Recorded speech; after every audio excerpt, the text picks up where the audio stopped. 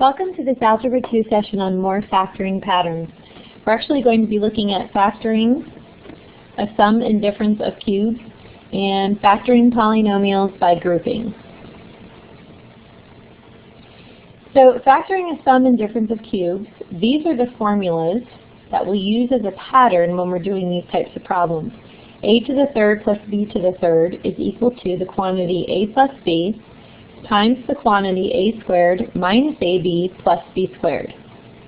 And then a to the third minus b to the third is equal to the quantity a minus b times the quantity a squared plus ab plus b squared. So if we look at the first one here, factor x cubed minus 8. The first thing that we want to take note of is, what term do I multiply to get x cubed? Well, that would be an x, so I'm going to write it in parentheses under here so I know what numbers I'm using in my formula. 8, what number do I multiply times itself 3 times to get 8? And that's a 2. So these are the two terms that I'm using in the formula, and I want to follow the pattern or formula for a cubed minus b cubed, because that's what I have here, x cubed minus 2 cubed. So I'm going to, for the first part, it'll be quantity a minus b. So it'll be x minus 2. So it'll be the cube root of x cubed and the cube root of 8. That's your a and your b, the x and the 2. And then we will take the a term and square it, which is our x. So it'll be x squared. Then we're going to add a times b, which will be taking the x times 2. So I'm going to put that in parentheses here. That's the ab term, and then we're adding b squared. So b, again, represents the cube root of 8 or 2, so we'll be taking 2 and squaring it. So just simplifying this to a final answer here, it'll be x minus the quantity x minus 2 times the quantity x squared plus 2x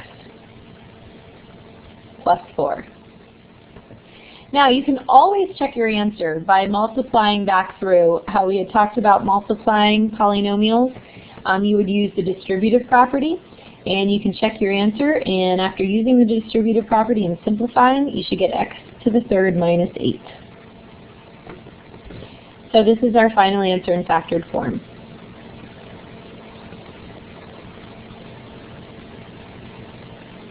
Okay, let's try another one using our patterns here for factoring sum and difference of cubes. What you'll notice is when you see the problem, such as this one, 27x cubed plus 1, it has a cube. So what you want to be looking, is it a difference or a sum of perfect cubes?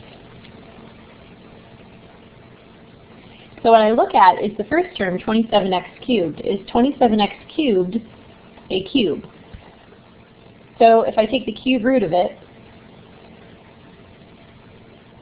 or I look at what can I multiply by itself 3 times to get 27, it would be 3. And what can I multiply by itself 3 times to get x cubed? It would be x. And then 1 is just 1 times 1 times 1. So this is a sum of cubes, so I can factor it using the pattern that I have on the other screen, which hopefully you wrote down. If not, you'll have to rewind.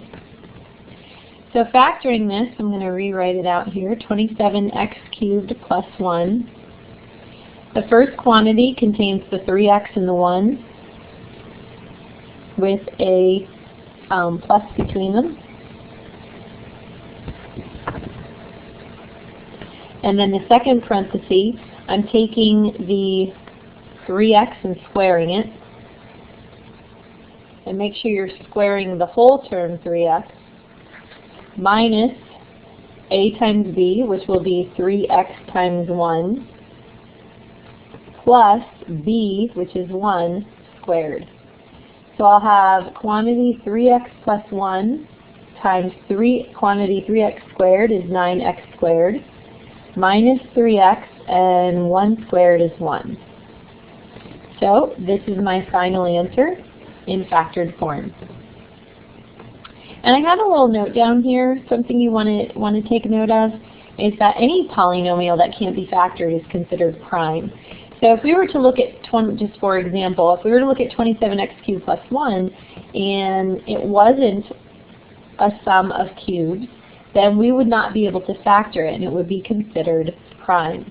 So for example, if we had 49x cubed plus 1, we would not be able to factor this. This would be considered prime because 49 doesn't have a number that I can multiply by itself 3 times to get 49. So this would be considered prime.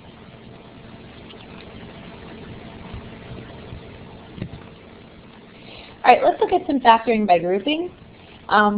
We usually use this when you have 4 terms, a polynomial with 4 terms. So if you see something like that, it's probably not going to say factor by grouping, but the problem will say factor. So if you notice 4 terms in the polynomial, then you want to be thinking about factoring it in this way. So you group the first 2 terms together and then the last 2 terms together. You factor out a greatest common factor from each separate binomial, and then you factor out the common binomial. So we'll take a look at what these steps mean. I want to say that you don't always have to group the first 2 terms together and the last 2 terms together, because there may be times where it's better to do it a different way or group different terms together. But this is just kind of a way, if you want steps in doing it, this is the way you can approach it each time. So we have x cubed plus 7x squared plus 2x plus 14. This has 4 terms separated by addition. So what I'm going to do is take each one, rewrite them here, and then I'm going to group the first 2 terms together, and when we say group, put parentheses around them to group them together, and group the other 2 terms together. So we'll have x cubed plus 7x squared grouped together and 2x plus 14. So what I'm going to do then is take each of these binomials and look for a greatest common factor. And looking at x cubed plus 7x squared, the greatest common factor is x squared. So I'll pull that out, and I'll have left x plus 7. And then for the next one, 2x plus 14, the greatest common factor is 2. So I'll pull that out, and what I have left in the parentheses is x plus 7. Now notice that I have the quantity x plus 7 appearing twice. And that's what I want to happen. I want what's left here after I pull out the greatest common factor to be the same. If it's not, then you did something wrong somewhere and you need to go back and look it over. But we want this to be the same as quantity. So now what we do, this is the 3rd step, where you factor out the common binomial. So what I'm going to do, remember when we factor, we're left with a product as an answer. So I'm going to pull this out, the x plus 7, because that's considered the greatest common factor of these 2 terms. So I'm going to pull the x plus 7 out, and then I'm going to write what's left in parentheses. So I have the x squared left and plus 2. So that's my final answer for my factoring. And it's a product because you see you have one quantity times another one. So just remember that factoring is a product. You end up with a product of quantities or terms. So you want to make sure that, again, that these 2 terms, when you factor out the greatest common factor from your first 2 groupings, that they're the same. These terms are the same. All right, last we're going to look at this one. When they throw some negatives or minus signs in there, that can create a little bit of a problem. So you got to really be careful and watch how this will work. We have 3x cubed minus x squared y minus 12x plus 4y. There are different ways to go about grouping it when there's minus signs, and you'll see what I mean here. What I'm going to do is I'm going to group these 2 together, and then I'm going to put a plus, and I'm actually going to group the negative sign with the 12x. So I'm going to put that negative sign with the 12x, and put a plus between these two quantities.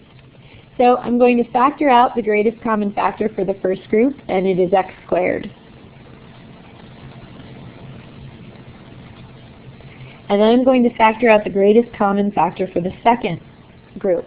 Now here's what we need to pay attention to. I'm actually going to factor out a -4 because this has a negative sign. So when I factor out the -4, what I'll have left is a positive 3x. And I'll have left a negative y. Now here's the thing that you want to be careful of and notice here is that when I factor a -4 out of here, basically what I'm doing is taking this 4y and dividing it by -4. When I do that, I'm left with a negative 1y. So that's why I have a minus sign here rather than the plus that you see in front of it at our starting point. So I factored a -4 out, which changes the sign of that y. Now the reason I did that is because you'll notice if I wouldn't have done that, if I wouldn't have factored out a -4, these two quantities wouldn't have been the same. I would have had a plus here. So it's very important that you work with, when there's positives and negatives involved, that you work with it so that you can get the two quantities to have the same signs. So now I'll factor out the 3x minus y, and I will put in parentheses what I have left, which is x squared minus 4. Now I can actually take this one step further because the x squared minus 4 is factorable. It's a difference of perfect squares. So it factors into x plus 2 and x minus 2. So you want to watch for that. If you can factor further, you definitely need to do that, and you're going to see something very similar to this on the quiz. So pay attention to how that works and how you need to factor further if you can. And that ends this session.